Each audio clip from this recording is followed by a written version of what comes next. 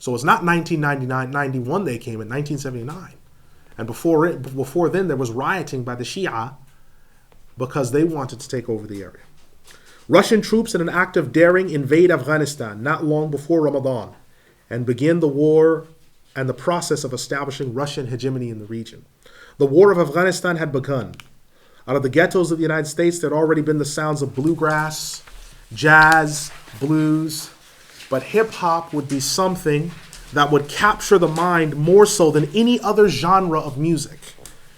No longer would people sing about better days. No, rather there would be lyrics talking about now. Hip-hop was born. Because previously, songs made by minorities were about, when I get old, I won't have to work anymore. When I die, I'll be in heaven. Someday, things will be better. But then you had albums coming out saying, no, things are bad now. It is horrible to live here. This is what's happening. People became like news reporters with a microphone and a drum machine. And hip-hop was born.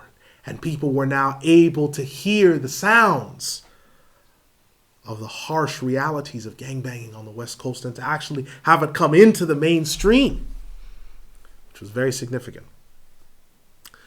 The war in Afghanistan was interesting. I'll just mention a few points before moving to our last part. The war in Afghanistan was interesting because in the beginning part of the war, the Afghanis just spent their time being killed and martyred because they had not the superior weaponry to fight the Russians. But then one day, having brought down a plane, they found inside of it Stinger missiles with the shooter. Found the equipment, instructions in Russian. They don't know how to use it. So they decided that we'll each try to use it and see what happens. One of them puts it in his belly, pulls the trigger, it kills him. It gets martyred. Okay, that's not the way to use it, the others realize.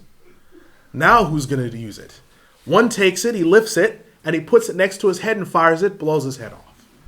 The rest of those left in the group say, well, that's not the way to use it. Another one takes it to fire it, and the fire from it burns the face of the person in back of him and kills him. So he had the idea right, but he killed the people in back of him. And then finally, the old man, he says, you young people don't know anything. And he takes two of the small projectiles and says, oh no, you're not supposed to put two in there. He says, oh, I'll put them in. And he puts them in and he fires it. And they both separate coming out and hit two planes simultaneously. And that is when the war in Afghanistan changes hands. And they realized, you know what? If we get one of these and we shoot down another one of these flying contraptions, there should be more of these inside. And they began shooting the planes down with the Stinger missiles, finding more of these boxes with these mysterious tubes that put fire and bring other contraptions flying out of the sky. And the whole war changed hands. Things began to go the other way. And so 1400 AH was a pinnacle. The Muslims began that century at this really high point where there were all these emergencies and all these serious things going on. At the same time in 1400, in the aftermath of the sudden and unsolved murder of Raymond Washington, two huge Crip gangs go to war. East Coast Crips, ECC, and Hoover Crip Gang, HCG, and Neighborhood Crips in HC. When A-Tray Gangster Crips refuse, or ETGs, to come to the aid of Hoovers, war is declared between all sides, and the largest sets within the world's largest gang fly into battle in a war of attrition that still rages today. The quick proliferation of blood and Crip subsets is so quick that the West Coast is transformed into the gang capital of the world by 1391 AH. The gang situation absolutely exploded. And to this day, this battle continues. I'll just give a quick number. From 1988 to 1992, 17,500 people were just killed in gang violence alone on the West Coast. That's not all the murders. 17,000, that's 5,000 a year almost. That's how serious this is. And so this massive gang, this massive paramilitary group, just splintered into all these subsets. So the Bloods, they splintered into Family, Pyru, Swan, and Brim, built their constitution and their subsets. The Crips splintered into CC Riders, Street, Park, Block, Neighborhood, Hoover, Watts, Long Beach, and Compton. They split into all these subsets. And this disease is so severe that it has touched every person on the West Coast. You have the 18th Street Gang, which is an affiliate of the Hoover Gangs, 25,000, between 25 and 50,000 members. It's absolutely murderous. And inshallah, hopefully our next lesson, which is an addendum, we'll find out what happened when the United States started pumping crack into these neighborhoods and the policemen started distributing crack through the police cars and what they did to fund this. أقول قولي هذا استغفر الله لي ولكم أستغفر الله إن الله غفور رحيم يرحمني الراحمين. Now, I've covered a lot of area. I apologize for running over. I did try to get through a lot of material. It's 5 pages. I did not want to leave it. There's a really interesting book in Arabic about the slaughter and extermination of the al-Rashid who fought the Salafi movement. It's called Imara al-Rashid fi Ha'il, and it's by Muhammad Abdullah az-Zu'ariyah. It's a good book if you can read Arabic, because it's a very decent work. It's not been translated into English yet. Is there a question from anyone on anything? Question? Question? No? Okay. There's, yes. Not on today's topic. What I wanted to ask you, Sheikh, is that obviously there was, I've missed a couple of weeks, I don't know if you've discussed it in those couple of weeks that I missed, but there's obviously a Masonic influence in shaping of history, where alleged Masonic influence. Have you discussed this, and what's your viewpoints on what we know about what's been said about the Freemasons? Alhamdulillah, the question is regarding Masonic influence on history and whether I discussed this in the history classes previously regarding the Masons. I'd made very brief mention of them because the Masons are more just linked pretty much with Shaitan's international conspiracy of kufr. They're just a subset within that. Masons are there, yes. They are a powerful influence, yes. Are the Jews a powerful influence? Yes. But really, they're just different paws on the same dirty dog. All we're looking at is just the influence of massive kufr. And it uses different guises in different places. In some places, it's the Catholic Church. Some places, it's Judaism. In some places, it's Masonry. In some places, it's Salafiyah. Shaitan uses different means at different times and in different places to influence people. That's the most I can say. Right? Yes? You know the birth of Nation of Islam. Are you going to cover that next? Question is regarding the Nation of Islam, the NOI. Will I be dealing with this next week? Alhamdulillah, salatu wa rasulillah. Inshallah, we'll be talking a little bit about that because I have to deal with the death of Elijah Muhammad and the birth of the Muslim Association in the United States and some of the other things that happen. So hopefully, inshallah, we hope to touch on that. Yes? Is there any final question? Yes, brother. The question relates to last week. Last week we were speaking about, when you briefly talked about mujaddids. What are the signs of a mujaddid? And if we know who, do you know who the present day mujaddid is, or who are they? The question is regarding the signs of a mujaddid and who the present day mujaddids are. Alhamdulillah, mujaddids are chosen by the scholars as the best of the best. So whoever scholars state are the best of them, those people are classified as the mujaddids. There may be one for an era or there may be several. The mujaddids of this era, you may care to write them down. The mujaddids of this era are the following.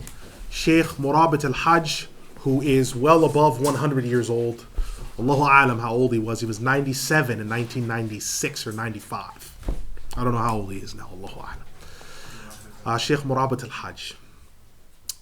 The other one is one of those people who is a mujaddid or hailed as a mujaddid is Sheikh Muhammad Sa'id Ramadan al-Bulti. He's the son of a qadi, one of the big judges. Another is Sheikh Ismail ibn Badran. Right, so Sheikh Muhammad Sa'id Ramadan al-Bulti is Shafi'i. Sheikh Murabat al-Hajj is Maliki. Then we have Sheikh Ismail ibn Badran, who on both sides of his family for 1,000 years, mother and father on both sides, are scholars. The women are all scholars, the fathers are all scholars, 1,000 years on both sides. He's one of the mujaddids. When he comes to Kuwait, people, I mean, it's like a foreign dignitaries come. It's insane when he comes to Kuwait or other places. He's a Hanbali judge. These are some of the people who are the mujaddids of this era. And these are some of the people that are marja' that deal with global fatawa. So when people say, what do we do about this? And they mention some global issue, these are the people that deal with it. These are the people that sit on panels. These are the people that meet at Qasyun, where the Abdal meet. These people. These are I them. was going to ask, are they synonymous with the Abdal? These tend to be synonymous. That's it. They tend to be synonymous. So the Mujaddids tend to be synonymous with the Abdal and these people because they're coming from the same cloth. So you look at Sheikh Marabat al-Hajj, he's one of these Abdal, but he's also Mujaddid, right? You look at Imam Muhammad Sa'id al-Danabuti, he's Mujaddid, but he's one of the Abdal because he meets at the Qasyun, right? You look at Imam Ismail ibn Badran, right? You look at Imam Salih ibn Ahmed al-Shami, he's another one, right? One of these high-level people that really no one wants any part of him in terms of harming him or what have you, right? These are people that Allah has put in place, and they answer, like I said, these global fatwa questions. So when Imam Salih went to Egypt, Imam Salih al-Shami, he went to Egypt one day. He wanted to go to Al-Azhar, and when they saw it was him, because he wanted to take on a program there, they said, what can we offer you? You have more knowledge than anyone here. What can we offer you? What can we offer you? So what does he do? He edits and checks books, spends money to have them printed, because who's going to teach him anything? This is the thing. But yet, so many people have access to him. There's an interview of him, if you want to watch it. It's Arabic with English subtitles. And it's called Interview with Imam Salih al-Shami. Very good interview. They spoke to him for about an hour. And he's just sitting in his chair, this humble man. And his father was a marja', was a judge. A marja' is like one of the people of an era that is the top fatwa giver globally. His father was a marja'. So he's coming from that family of maraja'. So these are some of the people of this era. Some of them. Yes? Yes. So another quick question. With regard to awliya, obviously there are pious people amongst them who perhaps don't have a great level of Islamic knowledge or Islamic learning, teaching, but they are known as pious people. And then you have the Abdal and the Qutbs. Can anyone fit in the pious without the relevant knowledge ever reach the stage of Abdal or Qutb, or must they have that knowledge? Alhamdulillah, salatu salam ala rasulillah. Question is whether or not someone can be a Badal or a Qutb, be pious, but not belong to the category of the ulama in order to be so. Alhamdulillah, salatu salam ala rasulillah. There's an important point that needs to be kept in mind perhaps. The ulama usually use poetry in this issue. They say every Rasul is a prophet. Every messenger is a prophet, but not every prophet is a messenger. Right?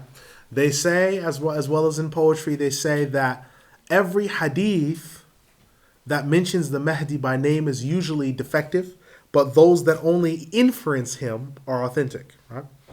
Then there's another set of poetry, and I'm coming to now the relevant part of the question. There's another set of poetry in which the ulama say every badal, every qutb, every alim is a wali, but not every wali is an alim. Okay? Every alim is a wali, but not every wali is an alim. Because you find pious people that are righteous, they don't know much, but they know enough to help themselves and maybe someone else. But every alim is a wali. Every alim is a wali. And you have different stages and classes of wali. So someone can be from amongst the salihin. Absolutely right. But you don't have abdal or aqtab that weren't ulama. Because their job is safeguarding the world and safeguarding, as the Prophet ﷺ said, the scholars are the inheritors of the prophets. It's their job to safeguard that. And the mujaddid to renew the deen